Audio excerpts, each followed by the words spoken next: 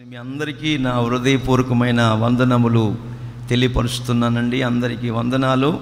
యేసయ్య నామమునకు స్తోత్రము కలుగునుగాక. హల్లెలూయా, హల్లెలూయా. చతుర్థ స్కంధం దైవజనుడైన మోషే చేసిన ప్రార్థన కీర్తన అని రాసింది. ఆ కీర్తన పేరు 91 కీర్తనలు ఎవరు రాశారు? మోషే గారు రాశారు. ఈ 91వ కీర్తనలో ఒక చక్కటి మాట వాగ్దానపూర్వకంగా ప్రభు మాట్లాడుచున్నారు. ఓ మాట రాయబడి ఉంది 7వ వాక్యములో, నీ ప్రక్కను 1000 మంది పడినను, నీ కుడి ప్రక్కను 10,000 మంది కూలినను, అపాయము నీ యొద్దకు రాదు. చప్పట్ల కొట్టండి గట్టిగా. ఆమేన్. నీ కుడి పక్కను 10,000 మంది కూలినను. ఏమండి? నీ కుడి పక్కన 10,000 మంది కూలి, నీ ప్రక్కన 1000 మంది కూలిన ఏ అపాయము మన యొద్దకు రాదు, రాదు, రాదు. మీ గుండెల్లో చేయి పెట్టుకుని ఒక క్షణం ప్రార్థన చేసుకోండి. 11 మాసములు ఎవరు కళ్ళు తెరిచి చూడకూడదు. ఒక్క క్షణం గుండెల మీద చేయి పెట్టుకుని 11 మాసాలు కాపాడుతూ వచ్చారయ్యా. ఏ అపాయము రాదని, ఏ తెగులు మా గుడారము సమీపించదని మార్చి 22వ తేదీన మాకు వాగ్దాన పూర్వకంగా మాట్లాడుతూ వచ్చావు. తెల్లవారుజామున 4 గంటలకు. ఆ గడియ మొదలుకుని ఎప్పటి వరకు మాకు ఏ అపాయమో సంభవించకుండా మీరు కాపాడుచున్నందుకు, కాపాడినందుకు స్తోత్రం. యేసునామములో అడుగుచున్నాము తండ్రి. ఆమేన్. హల్లెలూయా. Praise the lord. ఆ రోజున సెలవిచ్చారు ఆయన. మార్చి 22వ తేదీ. మీకు గుర్తుందో లేదో, నేను రాసి పెట్టుకుంటాను అన్నీ. ఆ గడియ మొదలుకొని ఆ రోజే మనకు లాక్డౌన్. సరిగ్గా ఉదయం 9 గంటల నుంచి భారతదేశం ప్రభుత్వం వారు లాక్డౌన్ ప్రకటించారు. మార్చి 22వ తేదీన 9 గంటలకి ఆరాధన జరుపుకోవడం కుదరదు కనుక మనం వేకువజామున కూడుకున్నాం. వేకువజామునే పరిశుద్ధాత్ముడు ఆ మాటను మనకు తెలియపరిచారు. తెలియపరిచిన దేవుడు అనామకుడు కాదండి. మనకు చెప్పుచున్నవాడు దుర్గములు పడద్రోయగలిగిన శక్తి మనకు అనుగ్రహించేవాడు. చెప్పిన దేవుడు దహించు అగ్నియున్నవాడు. చెప్పినవాడు తల్లి మరిచినా మరిచిపోద్దు కానీ మనల్ని ఆయన మరిచిపోను అని వాగ్దానం చేసినవాడు. నీ పక్కన 10,000 మంది కూలినను, నీ కుడి పక్కన 10,000 మంది కూలినను, ఏ అపాయము నీ యొద్దకు రాదు, రాదు అని ఆయన ఈ పునరుద్ధానపు వేళ మనకు తెలియపరుస్తున్నాడు. ఏ అపాయము రాదంతే, ఇంకే మనం భయపడకూడదు. అపాయం ఎవరికి వస్తా కూడా బైబిల్లో రాసి ఉంది చక్కగా. 40వ కీర్తన చదవండి, 12వ వాక్యం. 40వ కీర్తన 12వ వచనం చదువుదాం. ఇశ్రాయేలీల దేవుడైన యెహోవా శాశ్వత కాలము నుండి శాశ్వత కాలము వరకు స్తుతింపబడునుగాక. చదవండి. అపాయములు, లెక్కలేని అపాయములు నన్ను చుట్టుకొని ఉన్నవి. లెక్కలేనన్ని అపాయాలు. ఎన్ని అపాయాలు? ఎన్నండి? 1 2? 13 ఏళ్ళ అమ్మాయి బయటికి సరుకులకని వెళ్ళింది, మిస్ అయిపోయింది. అదొక అపాయం. కనబడలా. 14 ఏళ్ళు 15 ఏళ్ళు ఎన్నో ఇబ్బందుల చేత, ఎన్నో అపాయాల చేత 1 2 ఇటు పిల్లల పక్షములో, ఇటు భర్త విషయంలో, ఇటు భార్యల విషయంలో, ఇటు రక్త సంబంధుల విషయంలో, ఇటు ఇరుగు పొరుగు వారి విషయంలో, ఇటు ప్రభుత్వ అధికారుల ద్వారా, ఇటు రక్త సంబంధుల ద్వారా ఎన్నెన్నో అపాయాలు. మనుషులమైన మనం లెక్కలేనన్ని అపాయములు మనల్ని చుట్టుకుని ఉండగా, నా దోషములు నన్ను తరిమి పట్టుకొనగా, నా దోషములు నన్ను తరిమి తరిమి పట్టుకొనుచు ఉండగా, నేను తల ఎత్తి చూడలేకపోతున్నాను. సిగ్గు అవమానం కలుగుతా వస్తుంది. నా దోషములు నన్ను పరిగెత్తి వెంటాడుతూ తరుముచు పట్టుకుంటున్నాయి. కీర్తనకాడు మరొక చోట అంటాడు, నా దోషములు నా తల మీద మొయ్యలేని బరువులే మాపబడి ఉన్నాయి అంటాడు మరొక కీర్తనలో. అపాయాలు రావటం కారణం ఏంటంటే, నా దోషములు, నా పాపాలు, అవిధేయతలు, అతిక్రమాలు, అల్లరితో కూడిన ఆటపాటలు, ప్రియులారా ఎన్నెన్నో, అవి లెక్కలేవు. అట్లాంటి అపాయాలు మనల్ని, మన కుటుంబాలను,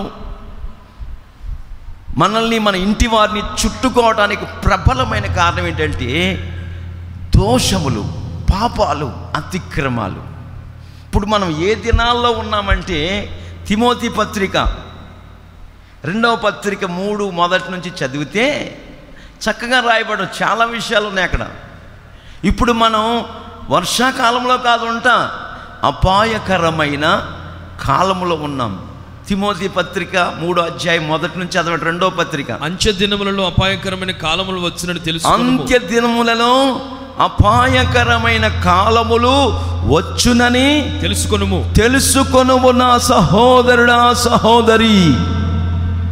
ఇవి ఏ దినాలు? అంత్య దినాలు. ప్రభు రాకడ సమీపంగా ఉన్న దినాలు. ఆయన ద్వారము దగ్గరే నిలిచి ఉన్నారు. ఇక 2వ అడుగు మధ్యాకాశానికి వచ్చేస్తారు. ప్రభు రాకడ బహు సమీపంగా ఉంది. ఎక్కడ చూసినా కొట్లాటలు, ఎక్కడ చూసినా మారణ కాండలు. ఏ రాష్ట్రములోనూ, ఏ జిల్లాలోనూ, ఏ దేశములోనూ సమాధానము లేని పరిస్థితులు ఏర్పడుతూ వస్తున్నాయి. ఈ రోజున మనం సమాధానంగా ఉన్నామంటే నీ నీతి, నీ భక్తి, నీ పరిశుద్ధత కాదు, కేవలము దేవుని ఉచితమైన కృప మాత్రమే. ఆమేన్, హల్లెలూయా.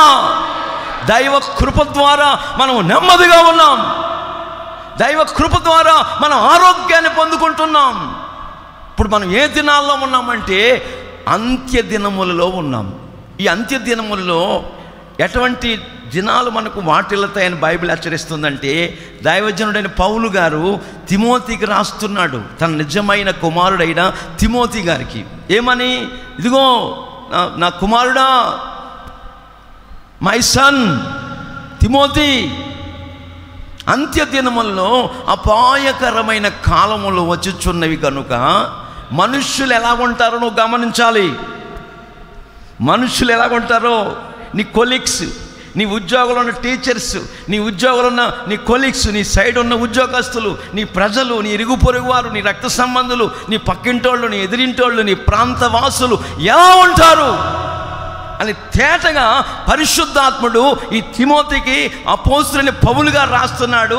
అవి మనం కూడా అన్వయించుకోవాలి. ప్రజలు ఇప్పుడు అలాగే ఉన్నారు. ఆమేన్. ప్రజలు ఇప్పుడు అలాగే ఉన్నారు. అంత్య దినములలో అపాయకరమైన కాలములు వచ్చుచున్నవి కనుక మనుషులైన అందరూ కూడా ఎలా ఉంటారు? చదవండి. ఎలాగనగా మనుషులు స్వార్థ ప్రియులు. మనుషులు ఎలా ఉంటారు? స్వార్థ ప్రియులు, ధనాపేక్షలు, బెంకములాడువారు, గొడవలు పెట్టుకునేవారు. బెంకములు. అయ్యా నువ్వు సంతకం పెడితే నాకు ఉద్యోగం వస్తుందయ్యా అంటే బిగుసుకుపోతాడు. పెట్టడం, ఎందుకంటే ఆడికి ఇచ్చేది ఇవ్వాలా, లేదా పెట్టడం. బిగుసుకుపోతాడు. బెంకం అంటే దిష్టి బొమ్మలాగా ఉంటాడు. బెంకమ్మలు ఆడుతూ ఉంటాడు. ఆయన సంతకం పెడితే ఉద్యోగం వచ్చేస్తుంది. ఆ అధార్తికల్ని వ్యక్తి అతను పెట్టడం. వాడికి ఇవ్వాల్సింది ఇవ్వాలా, లంచం ఇవ్వాలా, కంచం వేయాలా, మంచం వేయాలా. ఏమండి? ఈ లంచగుండు ప్రభుత్వం నశించిపోవునుగాక. ఆమేన్, హల్లెలూయా. బింకములాడు వారు, ధనాపేక్షలు, స్వార్థప్రియులు, ఇంకా ఉన్నారు చాలా మంది. అహంకారులు, దోషకులు. చూడండి, అహంకారులు ఎదిరించి దీనులమైన మనకు యేసయ్య కృప అనుగ్రహించునుగాక. చప్పట్లు కొట్టండి గట్టిగా, ఆమేన్. అహంకారం ఏమటి అహంభావం వస్తుంది, అహంభావం ఏమటి అవివేకం వస్తుంది. అవివేకయుక్తములైన హానికరములైన ఆపదల్లో మనం చిక్కుకోవడానికి అహంకారం ప్రబలమైన కారణం. అహంకారం మనలో ఉండకూడదు. అహంకారులు, దోషకులు, ఏమండి, ఇతరులను దూషించేవారు, తల్లిదండ్రులకు అవిధేయులు. తల్లిదండ్రులకు ఎవరా? మా యాకోబానికి బాగా తెలుసు తల్లిదండ్రులు ఎవరు. తల్లిదండ్రులు దూషించేవారు. 9 మాసాలు మోసారు. పిండముగా ఏర్పడినప్పుడే తండ్రి ఏమాయ్ బాగుందా ఆరోగ్యం, భార్యని బాగుందా? దేవుడు 7 ఏళ్ళకి మనకి సంతానం ఇస్తున్నాడు. బాగుందా నీకు ఆరోగ్యం? నువ్వు నీళ్లు మోయొద్దు, నేను మోస్తా. ఎంత చక్కగా యజమానుడు ప్రియులారా ఆదరించి 9 నెలలు నిండేది. డాక్టర్ చెప్పాడు, నువ్వు బెడ్ రెస్ట్, ఇక నువ్వు ఎక్కడికి పోకూడదు. ఏమండి, 9 నెలలు అతనే వంట చేసి, అతనే coffee, tiffin, breakfast, lunch, dinner అన్నీ అతనే చూసుకొని, ఓ పక్కన ఫ్యాక్టరీలో ఉద్యోగం చేసుకుంటూ, మళ్ళీ అడవడవడగా వచ్చి రాత్రి భోజనం వండిపెట్టి, ఇన్ని చేసి 9 మాసాలు ఎండిన తర్వాత చక్కటి బాబు పుట్టాడు. ఆడికి సరిగ్గా 20 ఏళ్ల వయసు వచ్చింది. తర్వాత జరిగిన చరిత్ర ఏంటి చెప్పనా?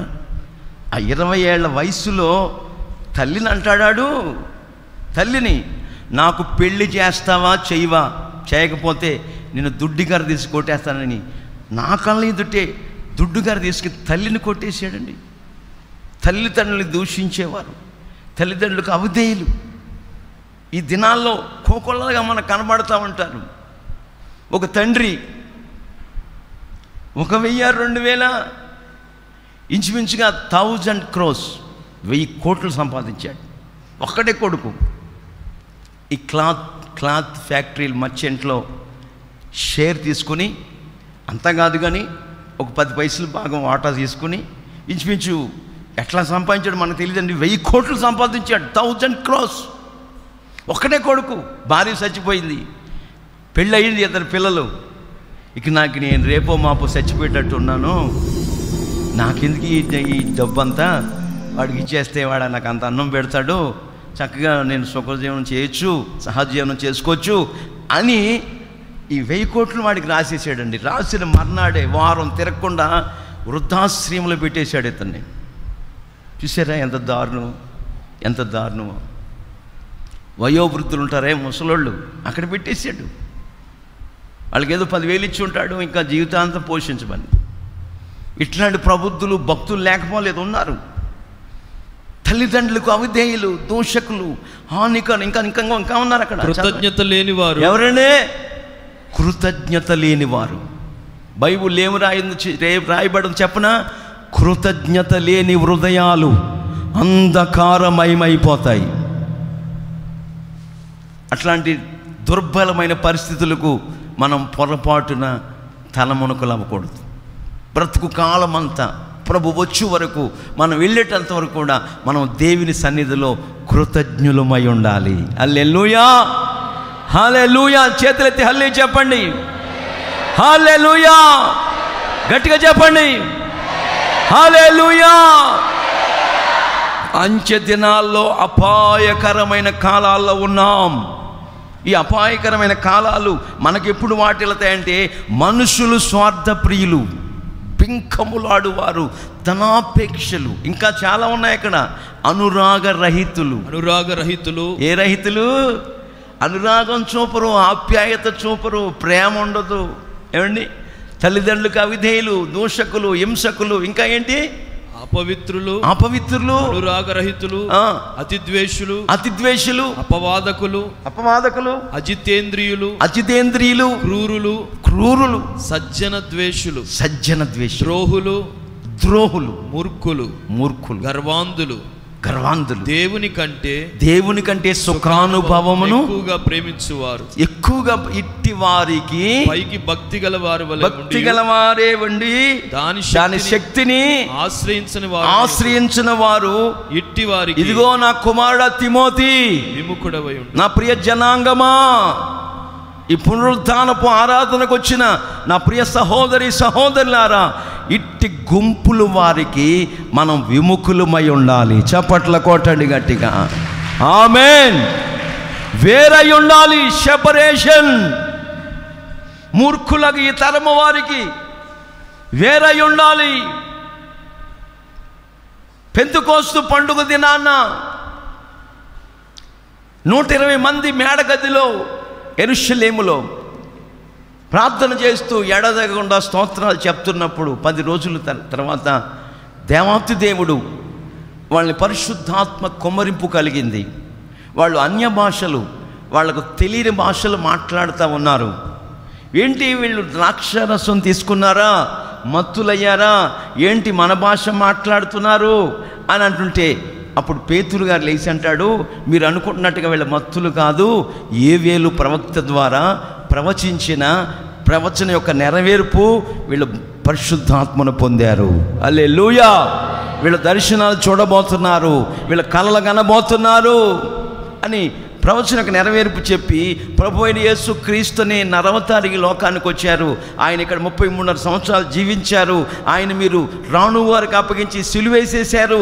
ఆయన దేవుడు మరలా తిరిగి లేపాడు, అందుకు మేము సాక్షులము అని దేవుని సువార్త పరిశుద్ధాత్మ పొందిన పేతురు దైవజనుడు ప్రకటిస్తూ ఉండగా అక్కడ అనేకులు ఆ వాక్యం చేత పొడవబడిన వారై, గుచ్చబడిన వారై ఆ వాక్యం వాళ్ళని సంధించింది. ఆ తర్వాత అయ్యలారా, మేము రక్షణ పొందాలంటే ఏం చేయాలంటే మూర్ఖులకు, ఈ తరము వారికి వేరై రక్షణ పొందండి. ఆమేన్. హల్లెలూయా. యోబు గారు కూడా చెప్తాడు, యోబు కుళ్ళిపోయాడు, శరీరం అంతా చిల్ల పెంకులతో గోక్కుంటున్నాడు, శరీరం అంతా కుళ్ళిపోయింది, ఆస్తంతా కొట్టుకుపోయింది, పిల్లలు చచ్చిపోయారు, గొడ్లు చచ్చిపోయినాయి, సమస్తము సర్వాంగ క్షవరం అయిపోయాడు. ఇక గోక్కుంటూ చిల్ల పెంకులతో కుళ్ళిపోయిన శరీరం, రక్తం శ్రీమి కారుతా ఉంది. ఇక రేపా మన్నాడ చచ్చిపోయే పరిస్థితిలో ఉన్నాడు యోబు. ఇంకా దేవుడా దేవుడా దేవుడా అంటావేంటయ్యా, దూషించి సావు అంటది ఎవరు? భార్య. అప్పుడు యోబు గారు ఒక మాట అంటారు, దేవుని సన్నిధిలో మనం మేలు అనుభవించటానికి తగుదుమా, కీడు అనుభవించటానికి తగమా? మూర్ఖురాలు మాట్లాడుచున్నట్లు మాట్లాడుకు. నువ్వు ఉంటే ఉండు, నీ పెట్టి సర్దుకుని మీ అమ్మగారింటికి వెళ్ళిపోయిందండి, వెళ్ళిపోయింది. అందరూ విడిచిపెట్టేశారు. 1% ఒంటరిగా ఉన్నాడు. ఒంటరిగా ఉన్నప్పటికీ రోషము తగ్గలా. నేను కుళ్ళిపోతాను, సమాధి చేపడతాను, నా విమోచకుడు సజీవుడని నేను ఎరుగుదును. ఆమేన్. మళ్ళా నన్ను ఆయన లేపుతాడు, పునరుద్ధాన శక్తితో నా దేవుడు నన్ను నింపుతాడు, నా దేవుడు నేను కల్లారా చూస్తాను. చప్పట్ల కొట్టండి గట్టిగా, ఆమేన్. మూర్ఖులు మాట్లాడుతున్నప్పుడు మనం వాళ్ళ నోళ్ళు మూపించాలి, అంతేగాని దైవికమైన స్వస్థత ఎక్కడ ఉందండి? ఆ రోజుల్లో ఉంది కానీ ఇప్పుడు ఉందా అంటే, మరి యేసు ప్రభులు వారు అన్నారు, నా యందు విశ్వాసం ఉంచువారు నాకంటే గొప్ప కార్యాలు చూస్తారు, చేస్తారని చెప్పాడు ఆయన. మరి ఆ మాట ఎక్కడ పడదాం? నేను పొందిన గాయముల ద్వారా మీరు స్వస్థత పొందుతారు, మీకు ఏ అపాయం సంభవించదు, ఏ కీడు రాదు. ఒకళ్ళ రెండా? కుమార్తె, భార్య, భర్త, నాన్నగారు, తమ్ముడు అందరికీ కరోనా వచ్చేసింది. వాళ్ళ అక్క వచ్చి ఏడుస్తూ ఉంటుంది. ఏడుస్తుంటే నువ్వేం అవసరపడొద్దమ్మా, నేను ప్రార్థన చేస్తాను, అపాయం నుంచి తప్పించే దేవుడు తప్పించును గాక. ఆమేన్. వచ్చే వారానికే క్లియర్ అయిపోద్ది, నువ్వు కంగారు పడొద్దు, బాధపడొద్దని ఆ సహోదరికి నేను చెప్తా వచ్చానండి. మరుసటి ఆదివారాన్ని వాళ్ళ హాస్పిటల్ నుండి ఇంటికి వచ్చారు క్షేమంగా. చప్పట్లు కొట్టండి గట్టిగా, ఆమేన్. ఇంటికి రావటం కాదు, ఇప్పుడు ఈ ఆరాధనకు వచ్చి ఉన్నారు. చప్పట్లు కొట్టండి గట్టిగా, హల్లెలూయా. దానికి మనం ఏమై ఉండాలని బైబిల్ హెచ్చరిస్తుందంటే కృతజ్ఞత కలిగి ఉండాలా. సైమన్, కృతజ్ఞత కలిగి ఉండాలి. హల్లెలూయా. హల్లెలూయా. మనం కృతజ్ఞత లేని వారంగా ఉండకూడదు, కృతజ్ఞత కలిగి ఉండాలి. ఆ పరిస్థితుల్లో మనం ఉన్నప్పుడు, ఈ అపాయకరమైన కాలాల్లో ఏ అపాయం మనకు సంభవించకుండా ఉండాలంటే మనం అనురాగ రహితులుగా ఉండకూడదు, కృతజ్ఞత లేని వారంగా ఉండకూడదు, అహంకారులుగా ఉండకూడదు, గర్వాంధులుగా ఉండకూడదు, సజ్జన ద్వేషులుగా ఉండకూడదు. ఏమండి, ఇంకా చాలా విషయాలు ఉన్నాయి. క్రూరులు, ఏమండి, తల్లిదండ్రులకు అవిధేయులు. ఇట్లాంటి అనుభవాల్లో మనం ఏమంటే దేవుని శక్తిని పైకి ఎలా ఉంటారండి, మాట్లాడరేంటి, పైకి భక్తి గలవారే ఉంటారు. నాకులాగా తెల్ల బట్టలు వేసుకుంటారు, అబ్బో పెద్ద బైబుల్ పట్టుకుంటారు, మా గిద్యోని గారు పట్టుకున్నట్టు పెద్ద బైబుల్. మరి పెద్ద బైబుల్ పట్టుకుని మనం ఇంటికి వెళ్తారు, భక్తి ఉండొద్దా? ఆ భక్తిలో శక్తిని ఆశ్రయించాలి మనం. చప్పట్లు కొట్టండి గట్టిగా. ఆ భక్తిలో శక్తి ఉంది. ఆ శక్తి మనల్ని శక్తిమంతులుగా చెయ్యనుగాక. ఆ శక్తిని ఆశ్రయించిన గుంపులోకి వెళ్లకుండా మనం విముఖులమై ఉండాలి. అంటే సెపరేషన్, వేరై జీవించాల. మూర్ఖులు మాట్లాడుతున్నప్పుడు మనం దుష్టులకు దూరంగా ఉండమని బైబిల్ హెచ్చరిస్తుంది. విగ్రహముల జోలికి పోవద్దని బైబిల్ హెచ్చరిస్తుంది. ఇట్లాంటి అనుభవాలను ఒక్కొక్కటిగా బైబిల్ మీరు ప్రతిరోజు ధ్యానించాలి. నేనేమి పరలోకం నుంచి ఊడిపడలా, నేను కూడా మీకులాగా అమ్మ కడుపులోంచి వచ్చా, నిజమండి. అయితే లోకములో పాపములో శపితమైన అనుభవాల్లో కొట్టుకుపోతున్న మనల్ని యేసుక్రీస్తు ప్రభులు వారు రక్తం చేత కడిగి మన మనస్సును మార్చి పాపక్షమాపణ నిమిత్తం తండ్రి కుమార పరిశుద్ధాత్మ నామములో బాప్తిస్మ అనుభవంలోకి వచ్చిన మనం అందరము కూడా లోకములో ఉన్న మనం సంఘంలోకి చేర్చబడ్డాం. సంఘములో ఎవరైతే రాత్రింబగళ్ళు పరిచర్య చేస్తారో, రాత్రింబగళ్ళు నా తండ్రి ఇంటిని నేను పరిచర్య చేయాలి, నా తండ్రి ఇంటిని గూర్చిన ఆసక్తి నన్ను భక్షిస్తుందంటే అర్థం ఏంటి? తినేస్తుందే. దేవుని మందిరం గురించిన ఆసక్తి మంట సంఘములో చేర్చబడిన మనలో, స్త్రీలైన మీరులో అయినా పురుషుల్లో అయినా ఎవరు ఆసక్తి పరులై ఉంటారో, ఆసక్తి విషయములో మందమత్తులుగా కాకుండా ఆత్మయందు తీవ్రత కలిగిన వారమై, ఆ శక్తిని ఆశ్రయిస్తున్న వారమై మనం ఎవరైతే కొనసాగుతారో అట్లాంటి వారిని నా యేసయ్య సంఘములో నుంచి వేరు చేసి యాజకత్వాన్ని అనుగ్రహిస్తాడు. చప్పట్ల కొట్టండి గట్టిగా, ఆమేన్. రాత్రింబగళ్ళు ఇద్దరు సోమరోళ్ళకి ఇవ్వడం, వారం ఎక్కడ వెళ్తాంలే మందిరం పరిచర్యకి అన్న వాళ్ళకి ఇస్తాడా? ఏమండి, ఈ పరిచర్యను తుదముట్టించుటేనా నియమమాయని, నా తను వందున శ్రమలు సహించి నీ వారసుడానైతినే. ఆహా నా ధన్యత, ఓహో నా భాగ్యము, ఏమని వివరిల్తును, ఏమని వివరిల్తును. యేసయ్యాని రక్తమోచి కడుగబడినందునా, నీ అనాది ప్రణాళికలో హర్షించెను నా హృదయ సీమాలేలుయా. ఈ పరిచర్యను తుదముట్టించుటయే మనం ఒక నియమముగా పెట్టుకోవాలి. ఆమేన్. ఒక సంవత్సరం చేసి, 10 సంవత్సరాలు చేసి, 5 సంవత్సరాలు చేసి, నాకు ఒక తెలిసిన ఒక అన్న ఉన్నారు, ఒక సహోదరుడు. ఆయన బైబిల్ పట్టుకుని బస్ స్టాండ్లో కనపడ్డాడు ఒకసారి. ఆ అన్న, ఏంటన్నయ్యా వ్యాపారాలన్నీ మానేసేవా? ఏడు బైబిల్ పట్టుకుని సేవ చేస్తాను. సేవ అన్నాడు.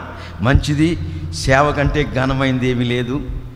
నేను విజయవాడకు వస్తాక బస్ స్టాండ్కి వెళ్ళా, ఆయన బస్ స్టాండ్లో ఉన్నాడు. ఆయన వాళ్ళకి వెళ్ళవలసిన గ్రామానికి బస్సు ఎక్కుతాకున్నాడు. నేను విజయవాడ వెళ్తాక వెళ్ళాను, ఖమ్మం జిల్లాలో. బైబిల్ పట్టుకుని ఉంటే ఏంటన్నా సేవకు వచ్చేసానా? సేవ గొప్పదన్నావు కదా అంటే, మంచిది, ఘనమైన సేవ చేయాలి, దేవుడి సేవ కంటే గొప్పదేమీ లేదు అని చెప్పారు. మంచిది, సేవ చేస్తున్నాడు. ఆయన దారా ఇలా వెళ్ళిపోయాడు. నేను విజయవాడ బస్సు వచ్చింది, నీ టైంకి వచ్చింది, వెళ్ళిపోయా ఎక్కేసి. సరిగ్గా 2 నెలల తర్వాత కనపడ్డాడండి. 2 months, 60 రోజుల తర్వాత అదే బస్ స్టాండ్లో మళ్ళా కనపడ్డాడు. ఎలా కనపడ్డాడు? జాంపల్ కిలో 40 అంటున్నాడు. ఊరి నీకు పోయే కాలం దగ్గర పడా. రేయ్, మొన్న ఏదో సేవ అన్నావు కదరా. అదే పాసగారా, ఛార్జీకి డబ్బులు రావట్లా. ఛార్జీకే డబ్బులు రాని మరి నాకు తిండికి ఎక్కడ వస్తుంది? డబ్బులు రావట్లేదు, అది కట్టిపెట్టేసి మళ్ళీ జాంపళ్ళు అమ్ముకుంటున్నాను. ఇదే సేవ అంటే? అసలు దేవుడు మనల్ని పిలిస్తే ఏమండి సేవిస్తాడు. పిలుపు దర్శనం లేకుండా ఏ ఒక్కడు సేవలు అడుగు పెట్టకూడదు. పిలిచాడు అనుకో, పిలిచిన వాడు ఏం చేస్తాడు? నేను పిలిచాను కనుక ఆ యవనస్తుడిని అతను ఉండడానికి వీళ్ళు ఇవ్వాలా, తినటానికి తిండి పెట్టాలి, కట్టుకోవటానికి వస్త్రాలు ఇవ్వాలి. వీళ్ళన్నిటికీ అంటే నా ప్రజల్ని ఆ పిలిచిన వ్యక్తి దగ్గరికి నేను నడిపిస్తానని పిలిచిన దేవుడు ప్రజల్ని నడిపిస్తాడు. ఆమేన్. చాలా సంఘాలు ఉంటాయి, 13 ఏళ్ళు 20 ఏళ్ళు ఉంటుంది, 20 మంది శుద్ధి స్తోత్రం చేయాలి అని కొడతా. 20 మందే అంటే అర్థం ఏంటంటే, మీరు గుర్తుపట్టాలా, ఆ సేవకుని దేవుడు పిలవలేదు. పిలిస్తే విడిచిపెడతాడా? పిలిచిన వాడు ఎవరండి?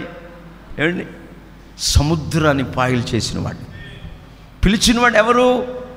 1 2 30 లక్షల మంది ఆకలితో అల్లాడిపోతుంటే సాక్షాత్తు పరలోకం నుంచి ఆహారము కురిపించిన వాడు. చప్పట్ల కొట్టండి గట్టిగా. ఆమేన్. అన్ని లక్షల మందిని పరలోకము నుండి ఆహారం కురిపించి 40 years 40 సంవత్సరాలు పోషించిన దేవుడు 1 ఒక సేవకుడిని పోషించలేడా? పిలిస్తే పోషిస్తాడు. దేవునికి మహిమ కలుగునుగాక. హల్లెలూయా. ఆయన పిలుపుకు లోబడి పిలుపుని నిశ్చయం చేసుకుని ఆయన సన్నిధిలో మనం ముందుకు సాగాలి. ఇప్పుడు ఏ కాలంలో ఉన్నాం? నేను ఒక ముసలమ్మని అడిగా, అన్నమ్మ తల్లి ఆ పేరు అన్నమ్మ తల్లి, వైజాగ్లో. ఏం కాలం అంటారండి పాస్గారు? మామిడి పళ్ళు కాలం వచ్చేస్తే అంటుంది. అదే మే ఏప్రిల్లో మామిడి పళ్ళు వస్తాయి కదా అంటుంది. అది కాదమ్మా, ఇప్పుడు మనం కృపాకాలములో ఉన్నాము. చప్పట్లో కొట్టండి గట్టిగా. కృపాకాలములో ఉన్నాం. మామిడి పళ్ళు కాలం కాదు, ఏమండి? గొడుగులు వేసుకునే కాలం, వర్షాకాలం కాదు, శీతాకాలం, చలికాలం అసలే కాదు. ఈ కాదండి, మనం ఇప్పుడు కృపాకాలములో ఉన్నాము. ఆమేన్. నువ్వేం చేస్తున్నా? నిద్రపోతున్నా, ప్రార్థన చేసుకోకపోతున్నా, బైబిల్ చదవలేకపోతున్నా, ఆ మాటలు ఈ మాటలు చెడు మాటలు మాట్లాడుతున్నా, చెప్పుడు గొండు మాటలు, భయంకరమైన మాటలు మాట్లాడుకుంటున్నా, ఏమండి? ఆయన ఏ కృప చూపుతున్నాడు.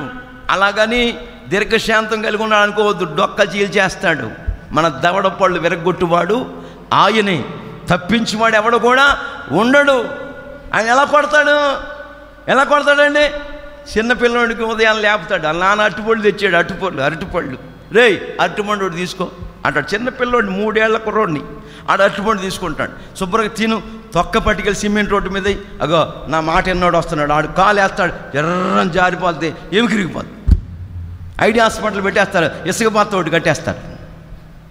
దేవుడు కొడితే అట్లా ఉంటుంది. మీరు అనుకోవద్దు, తక్కువ అంచనా వేయద్దు దేవుడిని. ఆయన యుద్ధ సూర్యుడు, ఆయన దహించు అగ్ని ఉన్నవాడు.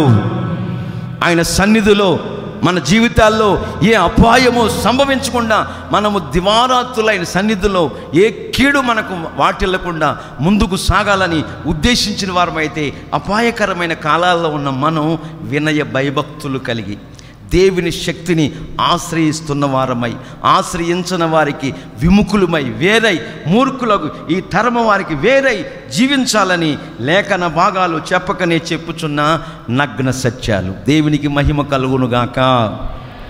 మోషే ఇజ్రాయిల్ ప్రజలను నడిపిస్తూ వచ్చాడు. మోషే గారు పరిపాలన అయిపోయింది. నెబో శిఖరం మీదకి ఎక్కి పాలు తేలు ప్రవహించు దేశాన్ని చూసి, మోషే నువ్వు చనిపోవాలా, చూడటం వరకే నీకు ప్రవేశించడానికి వీల్లేదు, నీకు పరిచర్య చేసిన యెహోషువ ఈ ప్రజలందరినీ నడిపిస్తాడు అని ఆ నెబో శిఖరం ఎక్కి మోషే గారు చనిపోయాడు. తరువాత యెహోషువ నాయకత్వంలో ఇజ్రాయిల్ ప్రజలు నడిపిస్తూ వస్తున్నాడు. ఏమండి, నడిపిస్తూ యోర్దాను దాటారు. మొత్తం మీద ఓ ప్రాంతానికి వచ్చినప్పటికీ ఇద్దరు వ్యక్తుల్ని ముఖ్యమైన ఇద్దరు వ్యక్తుల్ని యెహోషువ ఏం చేస్తున్నాడంటే, యెరికో పట్టణాన్ని పట్టుకోబోతున్నాం మనం. యెరికో పట్టణాన్ని దేవుడు మనకి ఇవ్వబోతున్నాడు, అప్పగించబోతున్నాడు, దాన్ని జయించబోతున్నాం మనం. కనుక వేగులు వారలారా, ఆ యెరికో పట్టణం పరిస్థితులు ఏంటో చూసిరండి అని ఇద్దరు వ్యక్తులు పంపించాడు. ఈ ఇద్దరు వ్యక్తులు ఎక్కడికి వచ్చారు? యెరికో పట్టణ ప్రాకారం ఎలాంటిదంటే, ఏమండి, రాజు రథానికి ఒక గుర్రం కాదు, 7 గుర్రాలు కట్టబడి ఉంటాయి. 7 గుర్రాలు. ఈ రథం ఆ ప్రాకారం మీద వెళ్తుంది. అంటే ఎంత వెడల్పు? బైబిల్లో రాస్తుంది, వేశ్య అనే రాహాబు వేశ్య, వ్యభిచారి రాహాబు వేశ్య ఆ యెరికో గోడ మీద ఇల్లు కట్టుకుని ఉంది. ఇల్లు అంటే అర్థం ఏంటి? ఒక 12 అడుగులన్నా లేకపోతే ఇల్లు అవ్వదు. ఇంచుమించు 12 అడుగులు 15 అడుగులు అనుకుందాం. ఆ హిస్టరీ అంతా మీకు చెప్పడానికి సమయం కాదు. అంత వెడల్పు ప్రాకారం. తిన్నగా వీళ్ళు ఎక్కడికి వెళ్ళారంటే రాహాబు ఇంటికి వెళ్ళారు. రాహాబు ఇంటికి ఇజ్రాయేలీలు వేగు చూడటానికి వచ్చారని ఎవరు తెలిసింది? యెరికో పట్టణపు రాజుకు తెలిసింది. వెంటనే సైనికులు రాహాబు ఇంటికి వచ్చున్నారంట వేగులు వాడు. మనకు ఉప్పందింది, సమాచారం వచ్చింది, వెళ్ళి పట్టుకోండి, బంది చంపేయండి అని రాహాబు ఇంటికి వచ్చారు. వస్తే రాహాబు వీళ్ళని మిద్ది మీదకి ఎక్కించేసి, మిమ్మల్ని కాపాడుతానులే, మీరేం కంగారు పడద్దు, రాణువారు వచ్చిన నేను చెప్పాల్సిన విషయాలు చెప్తాను, అయినారా మీరు ఇక్కడ ఉండండి అని ఏం చేసింది? జనపనార కట్టలు వాళ్ళు పెట్టేసి కప్పేసింది. రాసింది బైబిల్లో, జనపనార కట్టలు మీరు లోపడాలు ఉన్నారు, పైన ఏం కనపడుతుంది? మీరు కావాలంటే చూడండి, పెళ్ళికొడుకు కూడా ఇంకొకటి వెళ్తాడు. మీకు మళ్ళీ మర్మం చెప్తున్నా. మళ్ళీ ఈడెందుకు పానకంలో పుడకలా ఈడెందుకు తీసుకొచ్చాడు, వీడు పెళ్ళికొడుకు ఒక్కడు రాకూడదా అని ఏం చేస్తారు? పెళ్ళికొడుకి ఆడికి ఒకసారి భోజనం పెట్టాలా. ఇప్పుడు వీడికి పెట్టకూడదని వాళ్ళకి పెళ్ళికూతురు ఏం చేసిందంటే శుభ్రంగా పేట నిండా భోజనం పెట్టి రొయ్యలు, ఏపుడు మొక్కలు, ఏంటని మాట్లాడు మీరు, ఏపుడు మొక్కలు, రొయ్యలు, కార్జ్యం, అబ్బో కైమా ఉండలు ఇవన్నీ పెళ్ళికొడుకి అన్నం కింద కప్పి పెట్టేసి లోపల పెట్టి పైన ఏం పెట్టింది? ఏం మాట్లాడండి మీరు? భోజనం పెట్టేసింది పెద్ద పర్వతం కింద. ఆడికేమో రెండు గరిటెలు అలా పాడేశారు, సాంబార్ వేశారు, ఒక చేప మొక్క వేశారు, తినండి అంటుంటే ఈ పెళ్ళికొడుకు తీసి కొలిది వాతావరణం ఒక్కొక్క ముక్క. ఏమండి, ఇప్పుడు లోపడేమో వాళ్ళు కప్పెట్టేసింది, పైన వేసింది జనపనార కట్టలు అని రాస్తుంది బైబిల్లో. ఇక వాళ్ళు వచ్చారు. వచ్చిన తర్వాత ప్రియులారా ఏం జరిగిందంటే, రాహాబు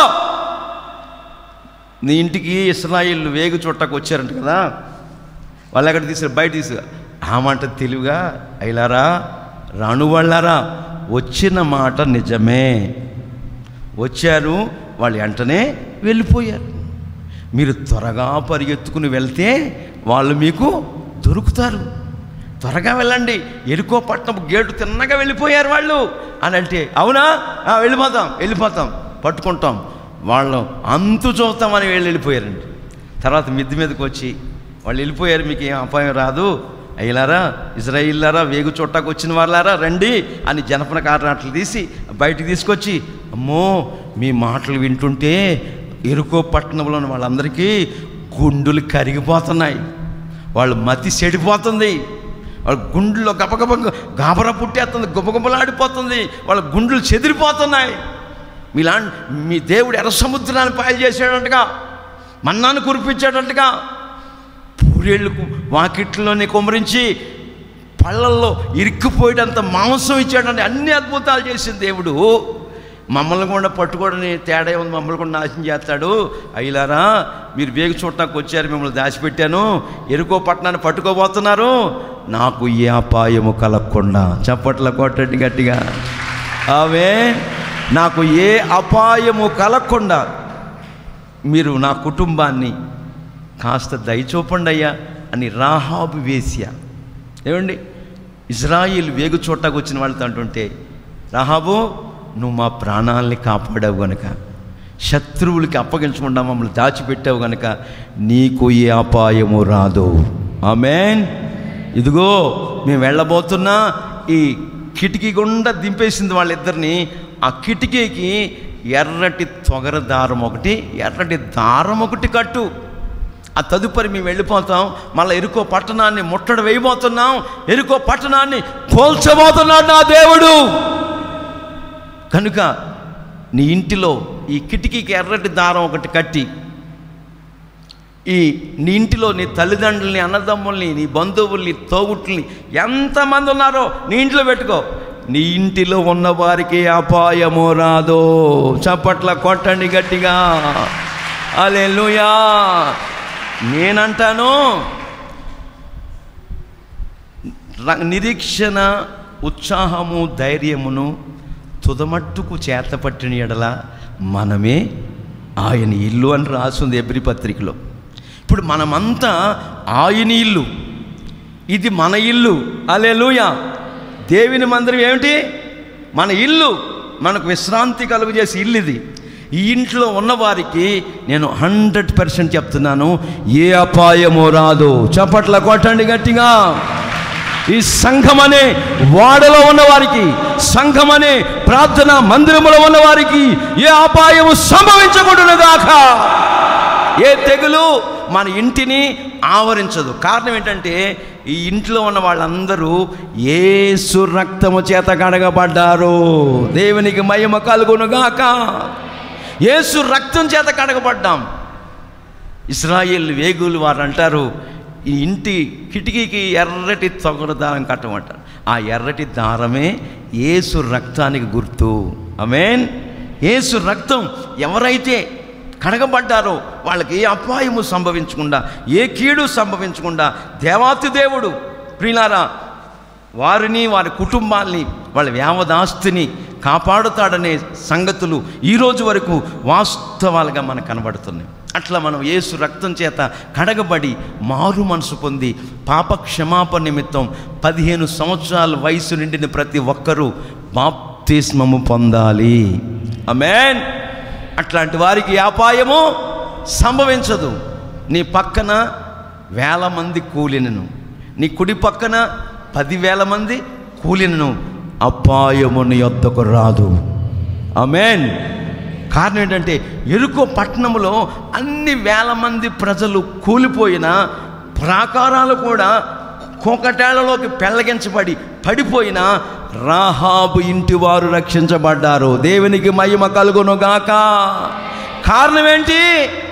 ఆ ఇంటికి ఎర్రటి తొగరదారం కట్టబడింది. ఆమేన్.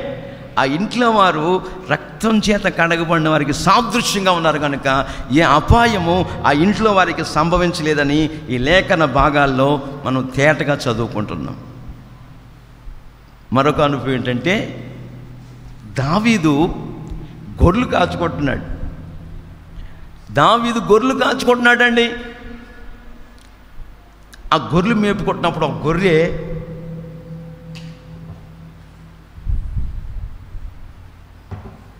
ఒక గొర్రె ఎక్కడికి వెళ్ళిపోయింది? గాఢాంధకారపు లోయల్లోకి వెళ్ళిపోయింది.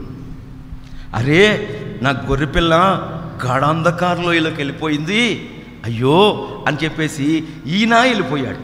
ఎవరు? దావీదు వెళ్ళిపోయాడు గొర్రెని వెతుక్కుంటూ. అప్పుడు ఆయన మరి సృష్టికర్తని దేవుడు పరమ తండ్రి దావీదుని వెతుక్కుంటూ వచ్చాడు. ఎక్కడికి? ఆ గాఢాంధకార పొలోయిలోకి వచ్చి ఆయన అలా నిలబడి ఉన్నారు. ఒక ముసలాయనలాగా వచ్చి, వయోవృద్ధుల్లాగా వచ్చి ఆయన ఎదురు చూస్తూ ఉన్నాడు. దావీదు ఏమైనా సహాయం కోరుకుంటాడేమో, దావీదు ఏమైనా సహాయం చేయమని నన్ను అడుగుతాడేమో, నేను సహాయం చేద్దాం అని వచ్చున్నాడు ఆయన. ఎక్కడికి? దావీదు వెళ్ళిన గాఢాంధకారపు లోయలోకి. ఎంతసేపు తన గొర్రెని వెతుక్కుంటున్నాడు కానీ దావీదు ఏ సహాయం తండ్రి అయిన దేవుణ్ణి, యెహోవా దేవుణ్ణి అడగట్లా. తెలసెలవారిపోతుంది. ఏంటి దావీదు, నా కుమారుడైన దావీదు నన్ను సహాయం కోరుకోవట్లేదేంటి? నన్ను సహాయం కోరుకుంటే నేను సహాయం చేద్దామని వచ్చాను కదా, వేడుకోవట్లేదేంటి? నేనే అడుగుతాను నా కుమారుడు దావీదుని, దావీదా దావీదా, ఈ గాఢాంధకారపు లోయలోకి వచ్చేసావు కదా, నీకే భయం ఇట్లా, ఏ భయం కలగట్లా అంటే అప్పుడు దావీదు అంటాడు, ముసలోళ్ళకి వచ్చాడు యెహోవా దేవుడు. ఓ ముసలోడా, ఓయ్ నాకెందుకయ్యా నాకు భయం, మా తాత దేవుడు నాకు తోడై ఉన్నాడు. చప్పట్ల కొట్టండి గట్టిగా. మా తాత దేవుడు నాకు తోడై ఉన్నాడు. అక్కడ చదవండి 23వ కీర్తనలో 4వ వాక్యమా, 4 గాఢాంధకారపు లోయల్లో సంచరించినను నేను ఏ అపాయమునకు భయపడను. దేవునికి మహిమ కలుగునుగాక. కారణం ఏంటంటే నీ దుడ్డి కర్ర, నీ దండము. ఏమండి, గాఢాంధకారపు లోయలలో నడచిన నేను భయపడను.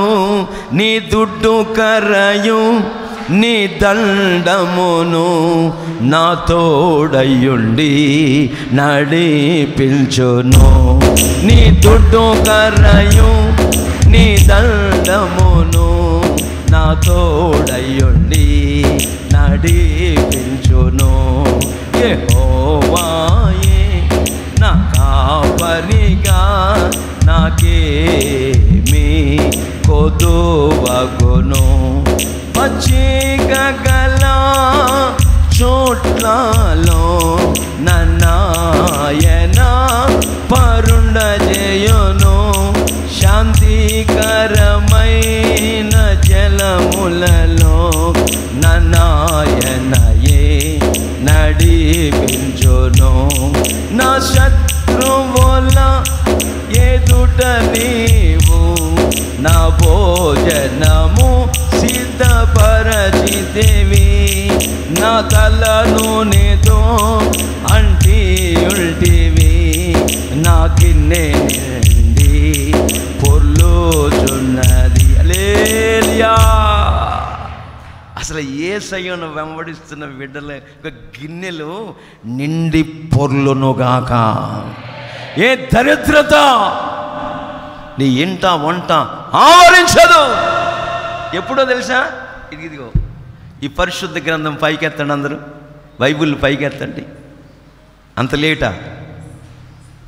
ఈ బైబిల్లో యేసు ప్రభుల వారు నీకు నాకు చెప్పుచున్నట్లుగా నడిచినప్పుడు, చప్పట్లు కొట్టండి గట్టిగా, చప్పట్లు కొట్టండి గట్టిగా, చప్పట్లు కొట్టండి గట్టిగా. హల్లెలూయా. ఈ బైబిల్ చెప్పినట్టు నడవాలి. మీ అమ్మ చెప్పినట్లు కాదు, మీ నాన్న చెప్పినట్లు కాదు, మీ అబ్బ చెప్పినట్లు కాదు, మీ బిడ్డ చెప్పినట్లు కాదు, నీ ఇరుగు పొరుగు చెప్పి, బైబిల్ చెప్పినట్టు నడవాలి. నా దేవుడు మీ గిన్నె నిండి పొర్లింపజేయునుగాక, అంచుల మట్టుకు నింపునుగాక. ఆశీర్వాదపు వనరుల చేత మిమ్మల్ని తొలతూగేటట్టు చేయనుగాక. ఆకాశపు ధననిధిని తెరచునుగాక. ఆమేన్. క్రైస్తవ్యంలో దరిద్రత లేదండి.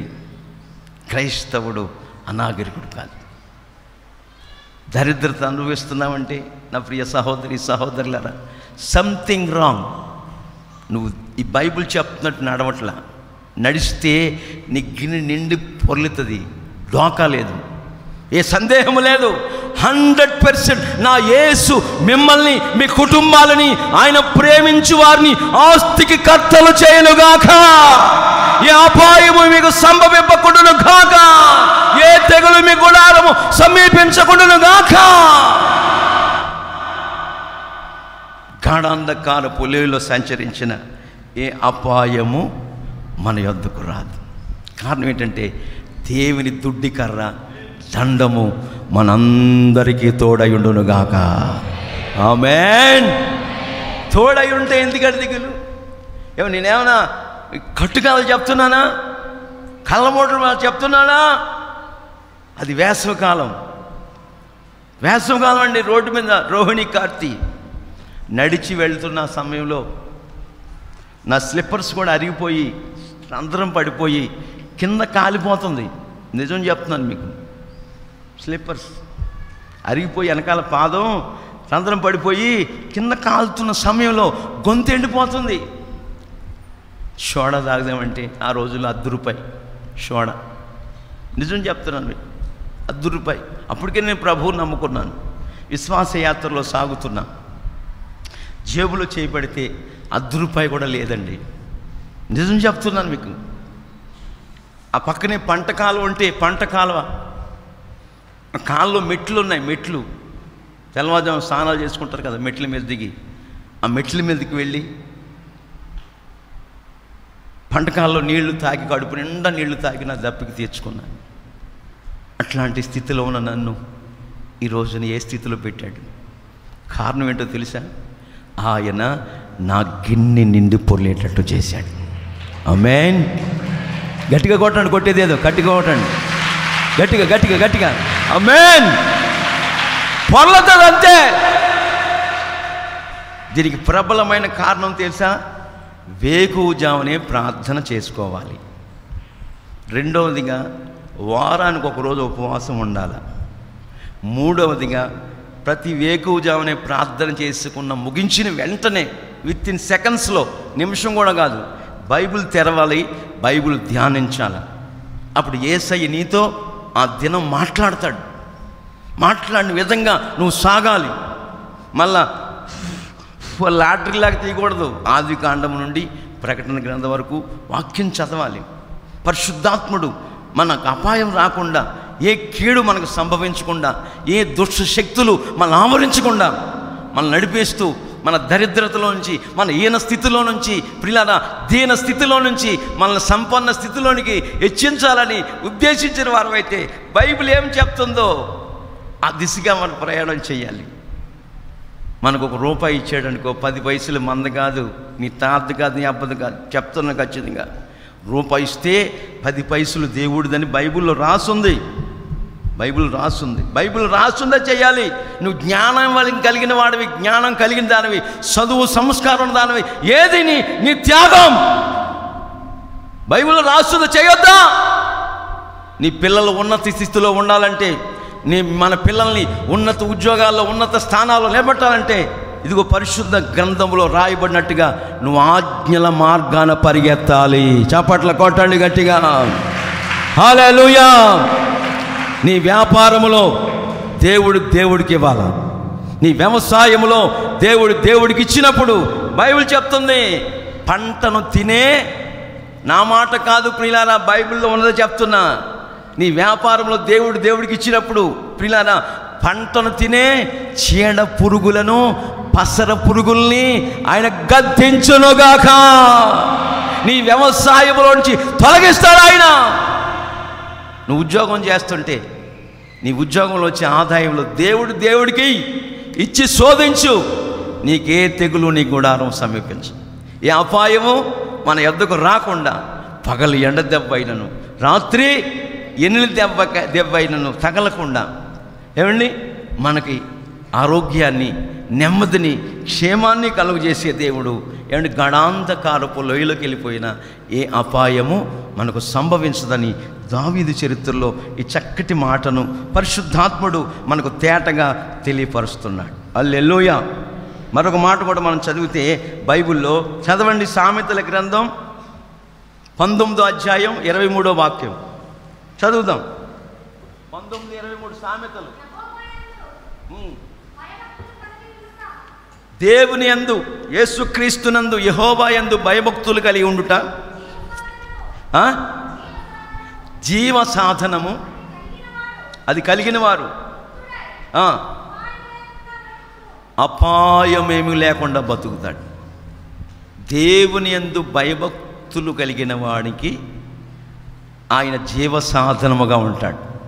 అంటే నీ జీవిత బ్రతుకు దినములన్నిట నువ్వు జీవించేటట్టు చేస్తాడు. అది దాని అర్థం. ఇంకా మనం అర్థం చేసుకోవాలంటే భక్తికి, జీవనానికి అవసరమైన వాటన్నిటినీ ఆయన మనకిస్తాడంట. బైబిల్లో రాస్తుంది. ఒక పక్కన భక్తికి, మనం బ్రతకటానికి అవసరమైన వాటన్నిటినీ మనకు అనుగ్రహిస్తాడు. ఎప్పుడు? దేవుని యందు భయభక్తులు కలిగిన వారికి ఆయన జీవ సాధనమై ఉంటాడు. తర్వాత మాట ఏంటి? రెండో లైను, అది కలిగిన వారు, దేవుని భక్తి కలిగిన వారు, భక్తి వైరాగ్యంలో ఉన్నవారు, భక్తి కలిగిన వారు అపాయము లేకుండా బ్రతుకుతాడు. దేవుని మాట నిరర్ధకము కాదు.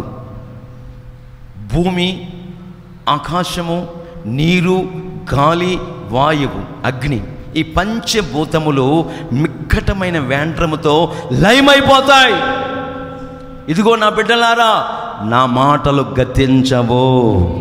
నా మాటల్లో సున్నైనా పొల్లైనా లేదు లేదు లేదు. భక్తి కలిగిన వారు, జీవనానికి భక్తికి అవసరమైన వాటన్నిటిని ఇస్తాను. అట్టివారు సమస్తమును కలిగిన వారై ఉంటారు. వారికి ఏ అపాయము కలగదు. ఆమేన్. ఏ అపాయము రాదు.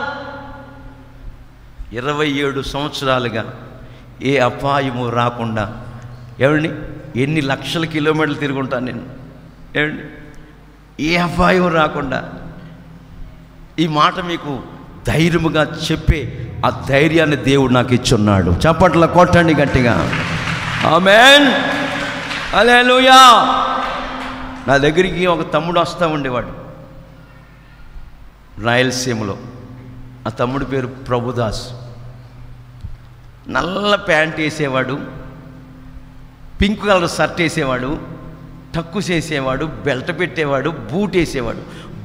బూటుకి 33 కుట్లు, బెల్ట్కి 2 ముక్కలు అయిపోతే అతుక్కున్నాడు దారం పెట్టి కుట్టి. ఆడు వచ్చి అంటాడు ఇంటింటికి తిరిగి, దేవుడు మిమ్మల్ని ఆశీర్వదించునుగాక, ఆశీర్వదించునుగాక అంటుంటే ఆ వింటున్న ప్రజలు ఆడు బెల్ట్ని చూస్తున్నారు. టక్కు చేశాడుగా, ఇక్కడ కుట్టు, ఇక్కడ కుట్టు ఉంది. వింటున్న ప్రజలు బూటుకున్న 33 కుట్లు చూస్తున్నారు. రే దరిద్రుడా, నీ బూటుకి 33 కుట్లు వేస్తున్నావు, నీ బెల్ట్కి 3 చోట్ల తెగిపోతే కుట్లు వేస్తున్నావు, నువ్వు బెల్ట్ బూటు కొత్త కొనుక్కొచ్చి మాకు చెప్పరా, దేవుడు ఆశీర్వదిస్తాడని. అప్పుడు మేము వింటాం. నువ్వే ఆశీర్వాదం పొందలేదు, ఇక మేము ఎలా పొందుకుంటాం? దరిద్రుడా, ఈ తైలం రాసుకుంటే మీకు జుట్టు వచ్చేస్తుంది. ఏమొచ్చేస్తుంది? మీ హెయిర్స్ అబ్బో, మీ జుట్టు ఏమండి మోకాళ్ళ కిందకంటే ఎదిగిపోద్ది ఈ తైలం రాస్తే అని అనౌన్స్మెంట్ చేశాడు ఒకడు. ఏమి తైలం? అందరూ వెళ్ళారు. ప్రసాదా అందరూ వెళ్ళారు. ప్రసాద్ నిన్నే అందరూ వెళ్ళారు. ఆ తైలం ఏంటని వెళ్తే ఆ షాపులో చూసిన వెంటనే చూస్తారు, ఆ బాటిల్ కొనుక్కు రావట్లా. కారణం అంటే ఆడికి జుట్టు లేదు, అమ్మేవాడికి ఏం లేదు. మీకు అర్థం అవలా? ఆడికి జుట్టు లేదు, మనకు జుట్టు వద్దని చెప్తే ఎవరికంటే? ముందు నువ్వు అనుభవించాలా, నేను అనుభవించాలి, తర్వాత మీకు చెప్పాలి. చప్పట్లు కొట్టండి గట్టిగా. హల్లెలూయా. నేను అనుభవిస్తున్నాను ప్రభు గాయాల్లో ఉన్న స్వస్థత. ఆమేన్. Divine healing. హల్లెలూయా. అనుభవిస్తూ మీకు చెప్పుచున్నాను. చెప్పుతూ ఉండగా ఏం జరిగింది తెలుసా? మాటలు లేనివాడు మాటలు వచ్చినాయి అంతే. చప్పట్ల కొట్టండి గట్టిగా. గర్భఫలం లేని వారి గర్భఫలం వచ్చింది అంతే. హల్లెలూయా. మా జీవమణి ఉంది, 25 ఏళ్ళ తర్వాత దేవుడు కూతురునిచ్చాడు. చప్పట్ల కొట్టండి గట్టిగా. హల్లెలూయా. మా తిమోతి ఉన్నాడు, ఒకళ్ళనాడికి 2 ఇచ్చాడు. 9 సంవత్సరాల పిల్లలు లేరు వాళ్ళకి. దేవుడు అద్భుతాలు చేస్తాడు. ఏ అపాయం మనకు సంభవించడు, ఏ కీడు మనకు రాకుండా ప్రభు పగలు ఎండ దెబ్బ, రాత్రి ఎన్ని దెబ్బ తగలకుండా ప్రభు కాపాడుతాడు. మన జీవనానికి భక్తికి అవసరమైన వాటన్నిటిని సమృద్ధిగా ఇస్తాడు. తన యందు భయభక్తి కలిగిన వారికి వాళ్ళకి ఏ అపాయము వాళ్ళ బ్రతుకు దినములన్నిట కలగనే కలగదు. ఆమేన్. అట్లాంటి అనుభవాలు వాగ్దానపూర్వకంగా మనకు ప్రభు చెప్తున్నాడు. అపోస్తులైన పౌల్ని, చాలామంది ఖైదీల్ని ఇటలీ దేశానికి కైసర్ దినాల్లో పంపించేటకు వాడెక్కిచ్చారు ఇటలీ దేశానికి. ఆ వాడెక్కి వెళ్ళిపోతున్నారు. మధ్యలో తుఫాను వచ్చింది, అలజడులు వచ్చున్నాయి, కెరటాలు వచ్చేస్తున్నాయి. వాడు మునిగిపోట సిద్ధంగా ఉంది. దేవుడు పౌలు గారికి ప్రత్యక్షమై మీకు ఏ అపాయమో సంభవించదు. ఆమేన్. పౌలా, నిన్నును ఓడలో ఉన్న వారందరినీ 276 మంది ఎంతమంది ఉన్నారు మొత్తం మీద, నిన్నును ఓడలో ఉన్న వారందరికీ ఏ హానియు కలగదు, ఏ అపాయము సంభవించదు, ఇదిగో నేను నిన్ను మిమ్మల్ని కాపాడబోతున్నాను. హల్లెలూయా. కాపాడటమే కాదండి, మిలితే అనే ద్వీపానికి వెళ్ళినప్పుడు అక్కడ పొంపులి అనే ఒక నాయకుడు ఉన్నాడు. ఆ గూడెల్లో ట్రైబల్స్, ఆ అడవి ప్రాంతాల్లో, ద్వీపాల్లో, దీవుల్లో పొంపులి అనే ఒక నాయకుడు ఉన్నాడు. ఆ నాయకుడు పౌలు గారిని చేర్చుకున్నాడు. ఆ సందర్భంలో పొంపులి అనే నాయకుడు యొక్క తండ్రికి రక్తభేదులు. ఏంటయ్యే భేదులు అంటే రాయలసీమ భాష, విరోచనాలు, రక్త విరోచాలు మనకు అర్థమయ్యాలంటే భేదులు అంటారు రాయలసీమలో, విరోచాలు అంటారు. రక్త విరోచాలు పట్టుకున్నాయి.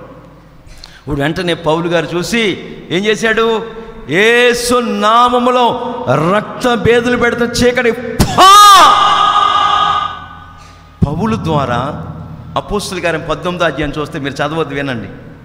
19వ అధ్యాయం చూస్తుంటే పౌలు గారి ద్వారా దేవాతి దేవుడు మన ప్రభు అయిన యేసుక్రీస్తు వారు విశేషమైన అద్భుతాలు చేయించాడు. చప్పట్ల కొట్టండి గట్టిగా, ఆమేన్.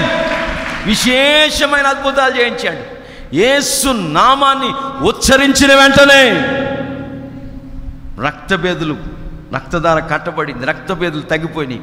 అంత మాత్రమే కాదు, ఆ పక్క గూడాల్లో ఉన్న ట్రైబల్స్ అందరూ కూడా వచ్చేసి, బైబిల్లో రాస్తుంది, అపోస్తలుల గారు 27వ అధ్యాయం ఇంటికి వెళ్ళి చదువుకోండి ప్రియులారా. అక్కడ ఏమన్నదంటే వాళ్ళందరూ వచ్చి వాళ్ళ రోగాలన్నిటి కొరకు చేతులుంచి పౌలు గారు ప్రార్థన చేస్తుంటే వాళ్ళందరూ బాగుపడ్డారు. ఆమేన్, హల్లెలూయా. అప్పుడు పౌలు దేవతని, దేవుడని వాళ్ళ నైవేద్యాలు చెల్లించి మొక్కుబళ్ళు చెల్లిస్తుంటే, నేను కాదు దేవుణ్ణి, నేను మీకులాంటి మనిషినే, మనందరికీ దేవుడున్నాడు, ఆయన నజరేయుడైన యేసు. ఆమేన్. సాక్ష్యం చెప్పి సువార్త ప్రకటించి మళ్ళా వెళ్ళిపోతున్నప్పుడు వాళ్ళకి అవసరమైన వాటి అన్ని వస్తువులు కూడా ఇటలీ దేశానికి వెళ్తున్నప్పుడు ఆ వాళ్ళలో చెక్కడేలు, సున్నుండ్లు, పేలాలు, అబ్బా ఇక చెప్పనలవ కాని పిండి వంటలు అన్నీ పెట్టి డబ్బులు ఇచ్చి కానుకిచ్చి వాళ్ళ వాడలో సాగనపడినట్టుగా ఆ చరిత్ర చెప్తున్న సఖ్యం. గాలి సముద్రం రేగుచున్న ఏ అపాయం రాదు. శిష్యులంతా ప్రయాణం చేస్తున్నారు, వాళ్ళు భయపడిపోతున్నారు అపాయం వస్తుందని. అపాయం వస్తుందని భయపడిపోతుంటే తండ్రి లేదా కుమారుడు యేసుక్రీస్తు ప్రభుల వారు గల్లీ సముద్రములో నడిచి వస్తున్నాడు. పేతురు అంటాడు, భూతం భూతం భూతం భూతం, నేను భూతాన్ని కాదు, నేనే. ఆమేన్. భయపడొద్దు, మీకు అపాయం సంభవించదు, ధైర్యంగా ఉండండి అని యేసుక్రీస్తు ప్రభుల వారు, ఏయ్ గాలి ఆగిపో, సముద్రమా నిమ్మలించు అని, ఆగిపోమని నిమ్మలించమని ఆయన మాట విని వితిన్ సెకండ్స్లోనే తుఫాన్ ఆగిపోయింది, గాలి నిమ్మలించింది. ఆమేన్. వాళ్ళకి ఏ అపాయమో సంభవించలేదు. వాళ్ళతో పాటు యేసయ్య పడవలోకి అద్దరికి వెళ్ళారు. మన దేవుడు ఎవరో తెలుసా? మనల్ని అద్దరికి చేర్చేవాడు. ఆమేన్. నడి సముద్రంలో ముంచేవాడు కాదు, అకాల మరణం వాటిల్లేటట్టుగా చేసే దేవుడు కాదు. ఏ అపాయము మనకు, మన కుటుంబాలకు సంభవించకుండా ఉన్నతమైన అనుభవాల్లో మనల్ని, మన బిడ్డల్ని నడిపించే దేవుడు ఆయన. ఏ అపాయము మన యొద్దకు రాదని వాగ్దానం చేస్తున్నాడు. నీ ప్రక్కన 1000 మంది కూలినను, నీ కుడి పక్కన 10,000 మంది కూలినను నీకే అపాయము రానే రాదు. ఆమేన్. దేవుడు అహాబు రాజుతో ఏమంటాడంటే, నువ్వు చచ్చిపోతున్నావు, నువ్వు మరణమైపోతావు అని చెప్తున్నాడు. రాజుల గ్రంథంలో చదవండి ఆ మాట, 21వ అధ్యాయం 29వ వాక్యం.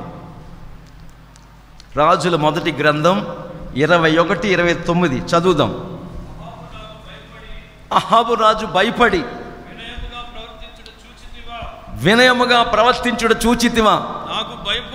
నాకు భయపడి అతడు వినయముగా ప్రవర్తించుట చేత, అహాబు రాజు వినయముగా ప్రవర్తించుట చేత ఈ అపాయము అతని కాలమునందు సంభవింపకుండా, అతని కాలములో సంభవించకుండా ఆపి అతని కుమారుని కాలమునందు, అతని కుమారుని కాలమందు అతని కుటుంబీకుల మీదకి నేను దాన్ని రప్పించేదను. కుటుంబీకులకు అందరికీ ఆ అపాయాన్ని రప్పిస్తాను. చూడండి, ఇక్కడ అహాబు రాజు అపాయాన్ని పొందాలి. ఇది తాను చేసిన అతిక్రమాల విషయంలో, పాపాల విషయంలో, అవిధేయతల విషయంలో. అయితే దేవాతి దేవుడి సన్నిధిలో దైవజనుడైన ఏలియా ఎప్పుడైతే అహాబు రాజుని హెచ్చరిస్తూ వచ్చాడో, ఆ హెచ్చరికకు లోబడిన వాడై, విధేయుడై ఏం చేశాడు అహాబు రాజు? వినయముగా ప్రవర్తించాడు. ఆమేన్. దేవునికి భయపడ్డాడు.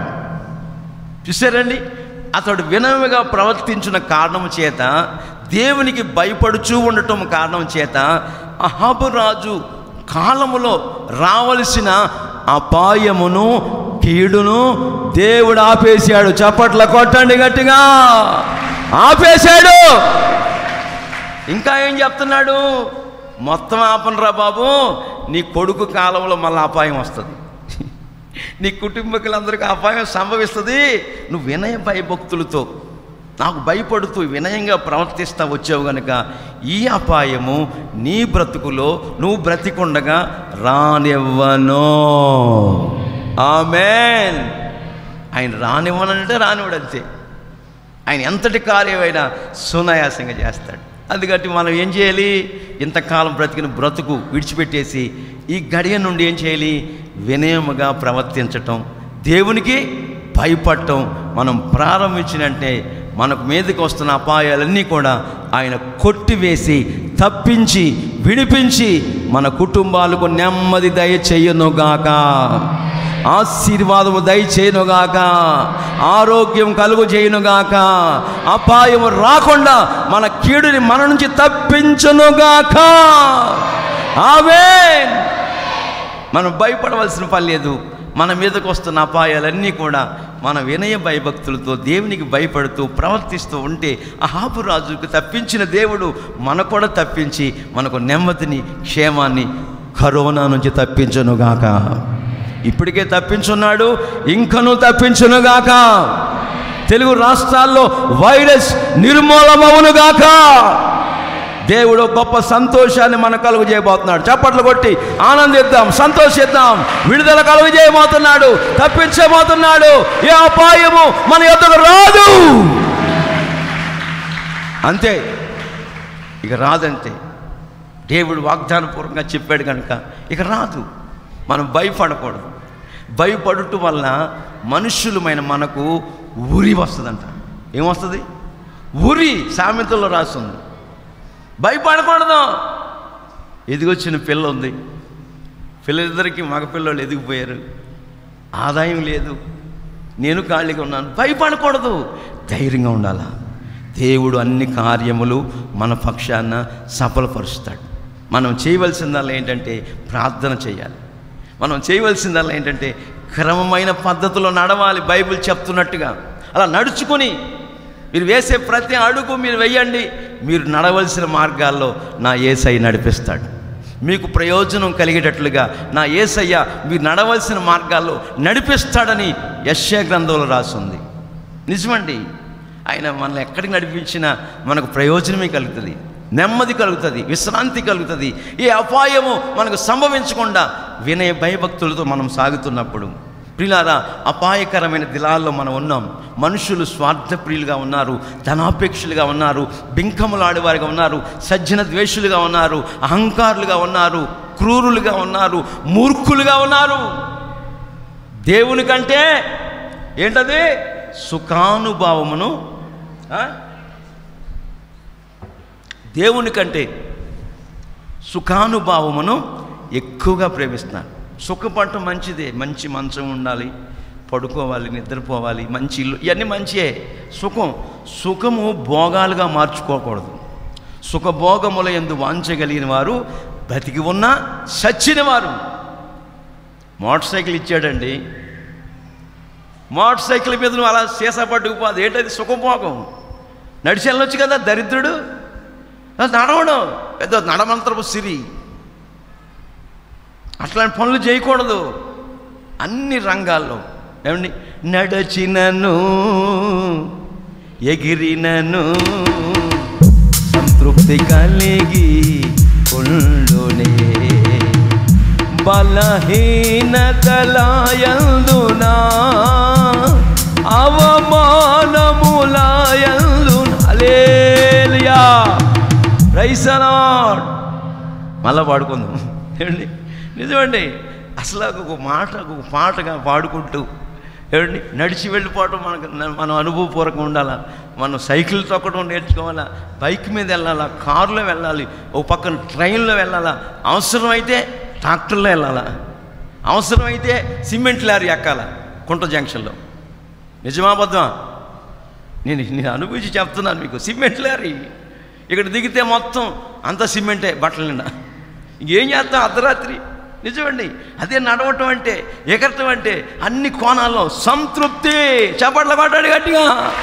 ఆమేన్, హల్లెలూయా. మన బుధవారం ఒక కారు ఎక్కించేవా, 5 ఏడు మళ్ళీ లారీ ఎక్కిస్తా, బాధపడాలా?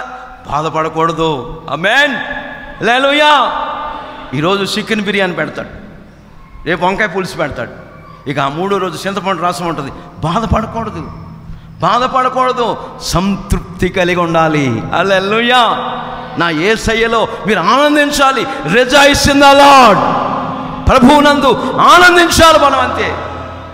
అలా ఆనందిస్తున్నప్పుడు ఆకాశమందున దేవుడు, అదే పౌలు గారు అంటాడు, నేను ఆకలి గొనియుండుట ఎరుగుదును, సంతృప్తి కలిగి ఉండటం ఎరుగుదును, ఈన స్థితిలో ఉండటం ఎరుగుదును, దీన స్థితిలో ఉండటం ఎరుగుదును, సంపన్న స్థితిలో ఉండటం ఎరుగుదును అంటాడు పౌలు గారు. ఇవన్నీ మనం అనుభవం కలిగి ఉండాలి. అంతేగాని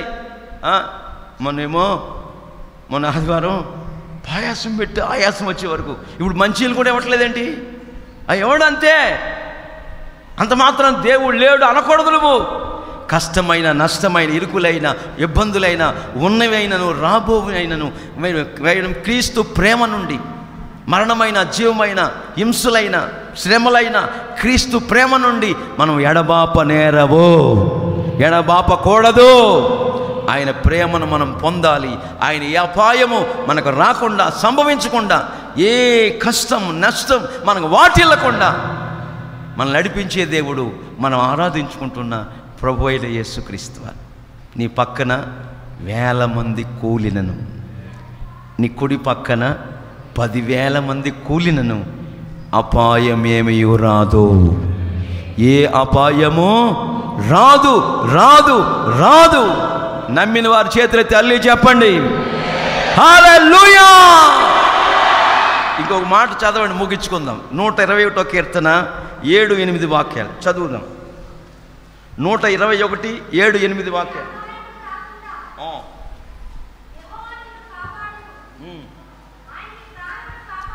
ఏ అపాయము రాకుండా యెహోవా నిన్ను నన్ను కాపాడును. ఆయన మన ప్రాణాన్ని కాపాడుతాడు.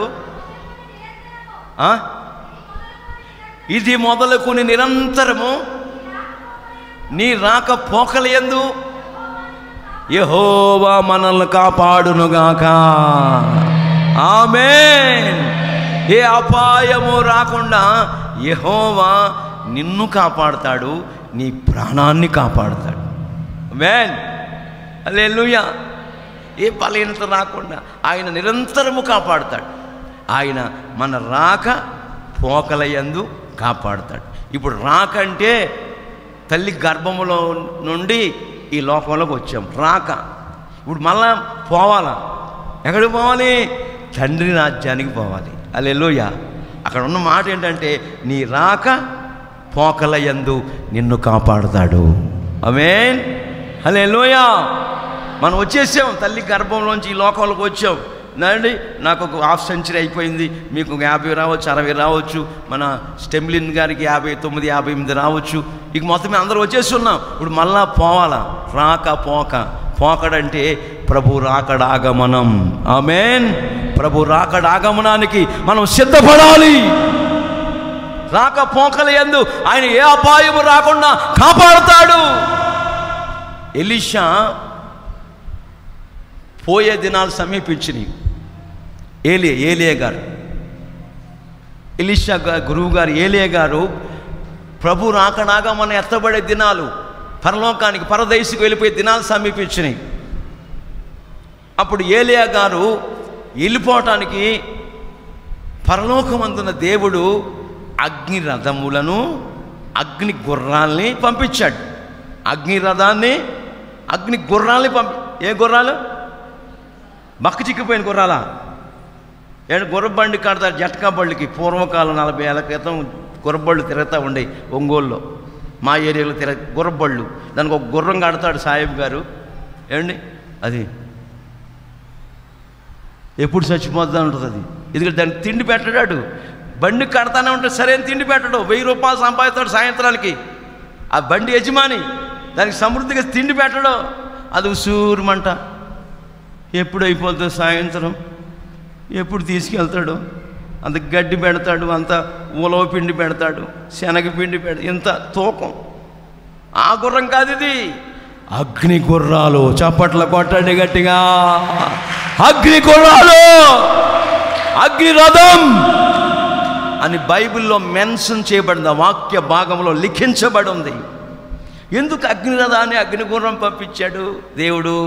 అంధకార సంబంధమగు దురాత్మల సమూహాలు ఏలియా గారు వెళ్తున్నప్పుడు అడ్డుపడతాయేమోనని అగ్నిరథాన్ని అగ్ని గుర్రాన్ని పంపించాడు. చప్పట్లు కొట్టండి గట్టిగా. హల్లెలూయా. రాకడ ఆగమనాన్న కాపాడటానికి దురాత్మల అగ్నిలు ఏమైపోతాయి? కాలి భస్మమైపోవునుగాక. అగ్నికి ఆహుతైపోతాయి. అగ్ని ముందు ఏ శక్తి నిలబడలేదు.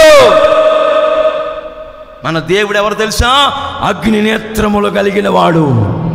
ఆయన నేత్రములు అగ్ని జ్వాలలమయం, ఆయన పాదములు అపరంజిమయం, ఆయన శిరస్సు బంగారమయం. బైబిల్ రాస్తున్న ఈ మాటలన్నీ అపరంజిమయం. ఆయన అగ్ని నేత్రములు కలిగినవాడు, అగ్ని జ్వాలల వంటి కన్నులు గలవాడు. ఆయన ఏలియా గారు పరదేశికి వెళ్తాడు కాపాడటానికి. ఏ దురాత్మలు అడ్డుకుండా రాకపోకల యందు నీ ప్రాణమును ఆయన కాపాడు నిమిత్తమై.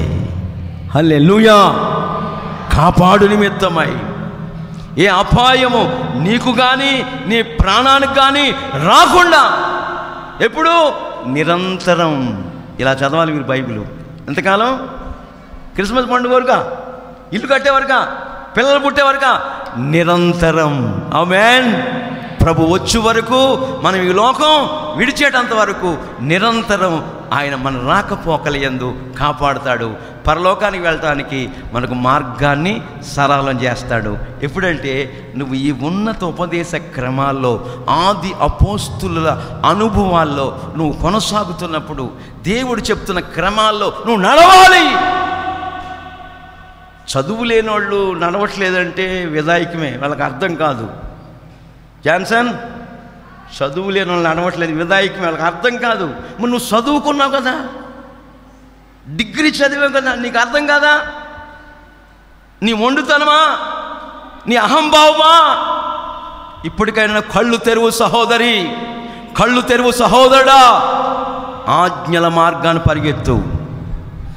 దేవుని మార్గాల్లో దేవుడు ఏది చెప్తున్నా అది చెయ్యి. నీ నోటితో పలికిద్దే నువ్వు చెయ్యి. దేవుడు నిన్ను 1000 రెట్లుగా ఆశీర్వదిస్తాడు. ఆమేన్. నీ రాకపోకల యందు మనల్ని కాపాడుతాడు. ఈ కరోనాలో భలే సందొచ్చింది అందరికీ. కానికివ్వట్లా. కరోనా ఏంటి? కరోనా మార్చి నెల నుంచి రెగ్యులర్గా ఇచ్చేవాళ్ళు ఎవడు కానికివ్వట్లేదండి. కొంతమంది ఇస్తున్నారు, అందుకే పరిచయం నిలబడింది. చాలామంది ఇవ్వట్లా. ఏంటి బ్రదర్? ఏంటంటే కరోనా. కరోనా. అప్పుడు నేనన్నాను, తింటలా 3 ప్లేట్లు, ఉదయం తింటావు, మధ్యాహ్నం తింటావు, తింటున్నావు కదా. మరి రోజు ఒక డ్రెస్ మారుతున్నావే, దానికి ఇస్త్రీకి ఎంత, గంజికి ఎంత, సబ్బుకి ఎంత, అయినా అవుతున్నాయి కదా. మరి అయినా నువ్వు రాసి పెట్టి నెలకి ఎంత ఖర్చు పెట్టామో అందులో ఇవ్వాలి దేవుడికి. నువ్వు నేను ఇచ్చాను అలాగా, నేను ఇచ్చున్నానండి అలాగా. అందుకు దేవుడు ఇక్కడ నిలబెట్టాడు నన్ను. చప్పట్లు కొట్టండి గట్టిగా. ఆమేన్. హల్లెలూయా. మనం చేస్తున్న వ్యాపారాల్లో, ఉద్యోగాల్లో, వ్యవసాయాల్లో, చేతి పనుల్లో, ఉద్యోగాల్లో దేవుడికి ఇవ్వండి. ఇచ్చి ఏం చేయాలి? ఏం చేయాలి నా చెల్లెమ్మలారా? శోధించాలి. ఎవరినే? మోసే భాషను కాదు, యేసయ్యను శోధించాలి. ఇచ్చి ఏం చేయాలి? ఇవ్వకుండా శోధిస్తే డొక్క చీల్చేస్తాడు. దొంగ ధర దొంగోడ అంటాడు ఆయన. ఇచ్చి శోధిస్తే ఆయన అంటాడు, ఆకాశ వాకిండ్ల విపోతా, ఆమేన్, పట్టజాలనన్ని దీవెనలు మీ మీద కుమ్మరిస్తా. ఆయన కుమ్మరించాడనుకో ఇంకా మిగిలిపోద్ది. ఆమేన్. బైబిల్ రాస్తుంది, హిజ్కియా దినాల్లో ప్రజలు, ఇశ్రాయేలు ప్రజలు దేవుని మందిరానికి కానుకలు తెస్తున్నప్పటి నుండి ఏమండి వాళ్ళు ఎంత తిన్నా ఏమండి ఇంకా మిగిలిపోతుందంట. అంటే మన దేవుడు ఏం చేస్తాడు, మిగిలిన అనుభవాల్లో నడిపిస్తాడు. మన రాకపోకల్లో ఏ అపాయం కలగకుండా కాపాడుతాడు.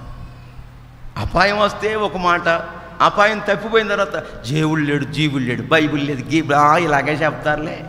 నేను చెప్పడం కాదు, పరిశుద్ధ వేదం చెప్తుంది, మీకే అపాయము రాదు.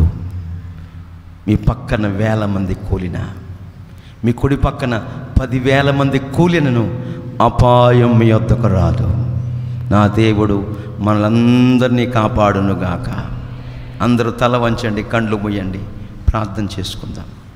ప్రార్థన చేసుకుందాం. ఏ అపాయము నా గుడారము సమీపించనీయక,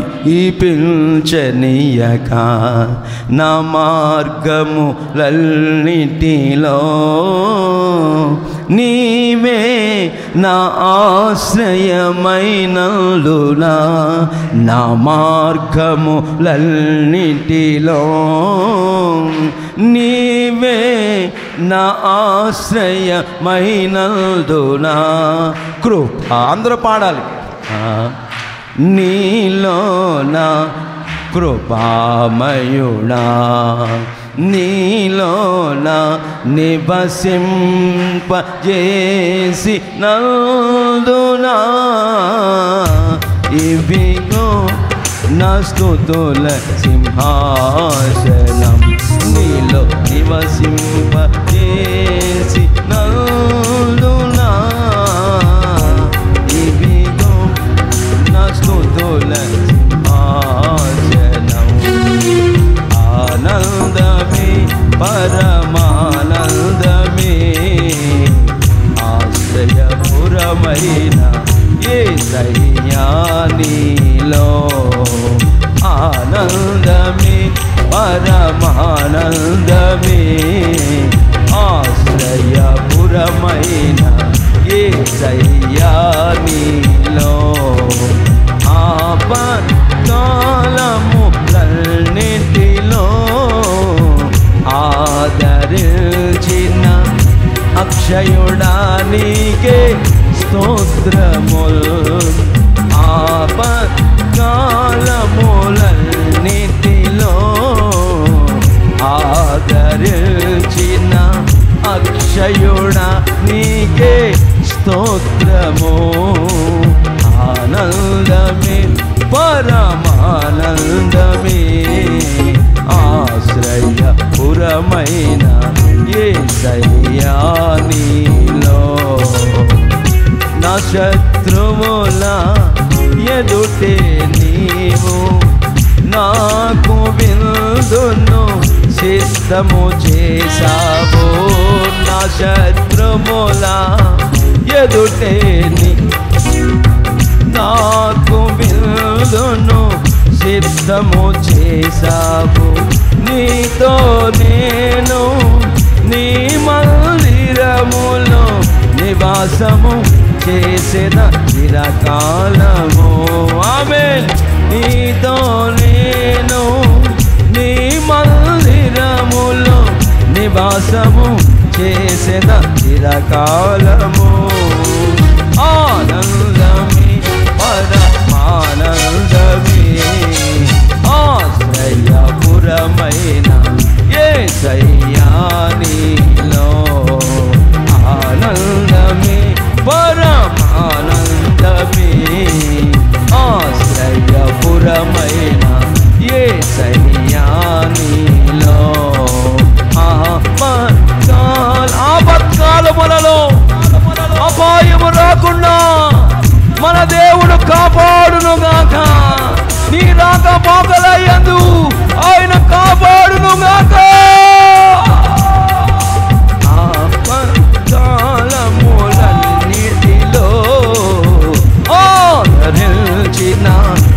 అక్షయుడా నీకే స్తోత్రము. ఆపత్కాలము ఆదరించిన అక్షయుడా నీకే, అక్షయుడా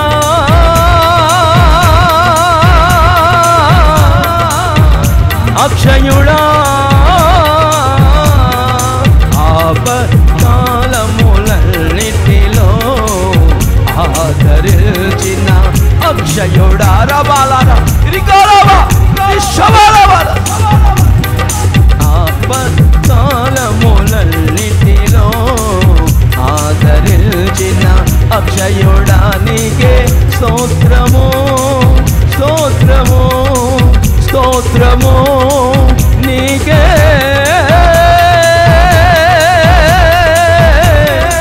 స్తోత్రము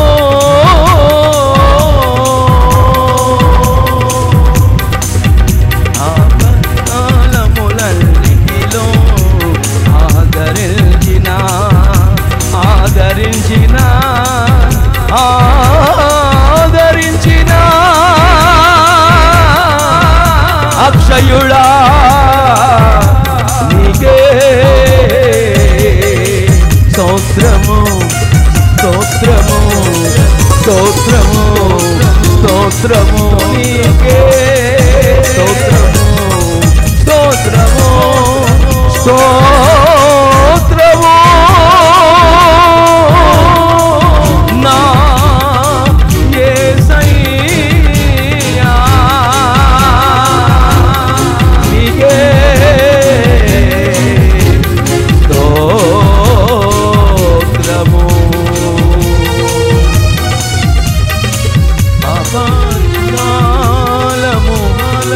ఆపత్కాలములన్నిటిలో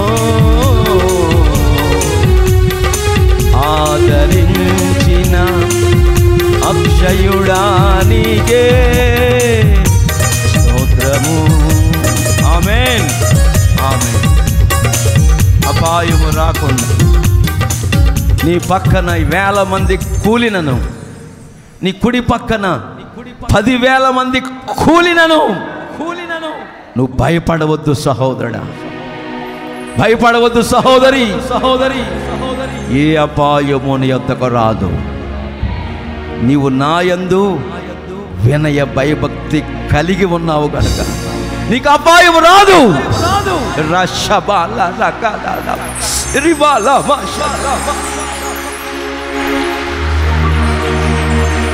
లెక్కలేనన్ని అపాయాలు చుట్టుకున్నప్పటికీ నీ దోషములు నిన్ను పట్టుకోవడానికి పరిగెత్తుచు ఉన్నప్పటికీ నీ పాపాన్ని, నీ దోషాన్ని, నీ అవిధేయతను విడిచిపెట్టి పశ్చాత్తాప్తులమై కన్నీళ్లు విడుస్తూ ఎప్పుడైతే ఆయన యొద్దకు మల్లుకున్నామో ఆయన అపాయములన్నిటిలోంచి తప్పించునుగాక, కీడులన్నిటిలోంచి తప్పించునుగాక. నువ్వు ఆయన యందు భయభక్తి కలిగి, ఆయన యందు భయభక్తులు కలిగి ఉండటం జీవ సాధనమని జ్ఞాని అయిన సొలొమోను గారు చెప్తున్నట్లుగా నీ భక్తికి, జీవనానికి అవసరమైన వాటన్నిటినీ క్రీస్తు యేసు మహిమలో నీకు తీర్చబోతున్నాడు. నువ్వు భయపడదు, భయపడదు, భయపడదు. నువ్వు బ్రతుకు దినములన్నిట ఏ అపాయము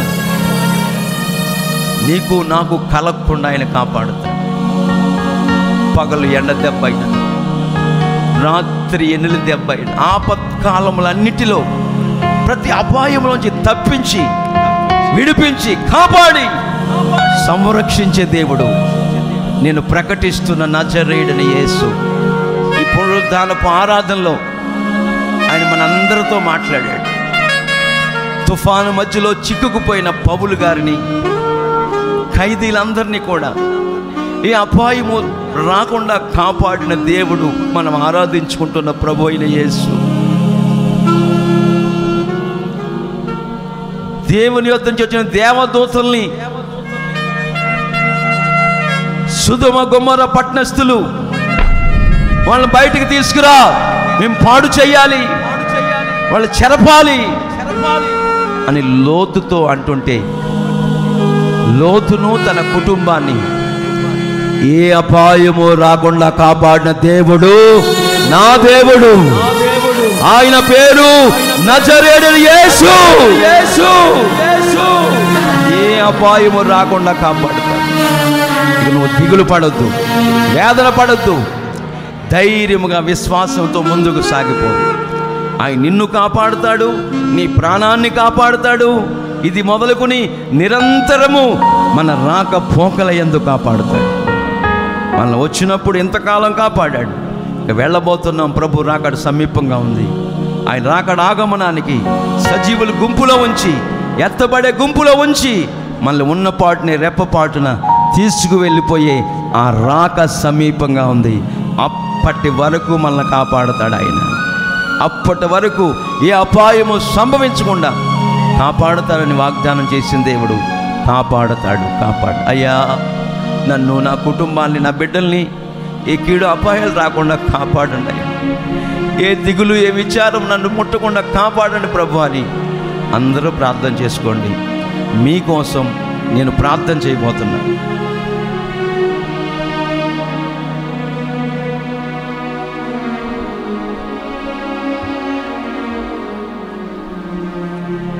ప్రేమ కలిగిన తండ్రి, పరిశుద్ధుడా, నువ్వు ఎంతైనా నమ్మదగిన దేవుడివి. నీ పక్కన 1000 మంది కూలినను, నీ కుడి పక్కన 10,000 మంది కూలినను ఏ అపాయము నీ యొద్దకు రాదు. రిషభాల రకాల మాట్లాడిన దేవుడా, దర్శించిన దేవుడా, మా హృదయాలు తట్టిన దేవుడా, ఏ అపాయము మా యొద్దకు రాకుండా కాపాడమని వేడుకుంటున్నాను. మా బిడ్డల్ని కాపాడమని వేడుకుంటున్నాను. ఏ అపాయాలకి భయపడకుండా నీ సన్నిధిలో అపాయకరమైన దినములో ఉన్నాము గనుక, అపాయకరమైన కాలాలు వచ్చేసినాయి గనుక, ఈ అంచు దినాల్లో ప్రపంచంలో మనుషులందరూ స్వార్థప్రియులుగా, ధనాపేక్షకులా, బింకములాడేవారుగా, సజ్జన ద్వేషులుగా, క్రూరులుగా, అహంకారులుగా, లోబులుగా, ప్రభువా నీకంటే సుఖానుభావమును ఎక్కువగా ప్రేమించేవారుగా ప్రపంచములో, లోకములో కొట్టుకుపోతూ ఉండగా నీ శక్తిని ఆశ్రయించిన వారంగా మేము ఉండమయ్యా. ఆ బ్రతుకు కాలం అంతా నీ యందు భయభక్తి కలిగి నీ శక్తిని ఆశ్రయిస్తున్న వారముగా ఉంటామయ్యా. అట్టి వారికి మేము విముఖులమై ఉంటామని నీ సన్నిధిలో ప్రార్థించుకుంటున్నామయ్యా. మమ్మల్ని భక్తిగల కుటుంబంలో పెంచమని వేడుకుంటున్నాను. ఆది అపోస్తుల అనుభవాల్లో మమ్మల్ని పెంచుతున్నందుకై స్తోత్రము చెల్లిస్తున్నాం యేసయ్యా. ఈ ఉన్నత క్రమాల్లో మీరు మమ్మల్ని నడిపిస్తున్నందుకై స్తోత్రం యేసయ్యా.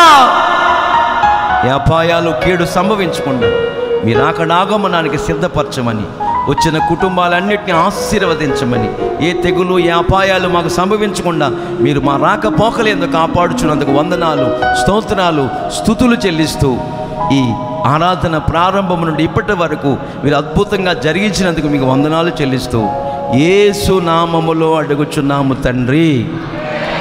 ఆమేన్, ఆమేన్. మన ప్రభువు అయిన యేసుక్రీస్తు వారి కృప, తండ్రి అయిన దేవుని ప్రేమ, పరిశుద్ధాత్మ దేవుని అన్యోన్యమైన సహవాసము, సన్నిధి, సముఖము కూడి వచ్చిన మనకును, సకల కోటి పరిశుద్ధులకును, ప్రాముఖ్యంగా అహాబు రాజు వలె వినయముగా ప్రవర్తిస్తూ నీకు భయపడుచున్న వారందరికీ నీ కృప సదాకాలము తోడయుంచి కాపాడునుగాక. ఆమేన్, ఆమేన్, ఆమేన్. దేవుడు మిమ్మల్ని అందరినీ ఆశీర్వదించి దీవించునుగాక. ఆమేన్.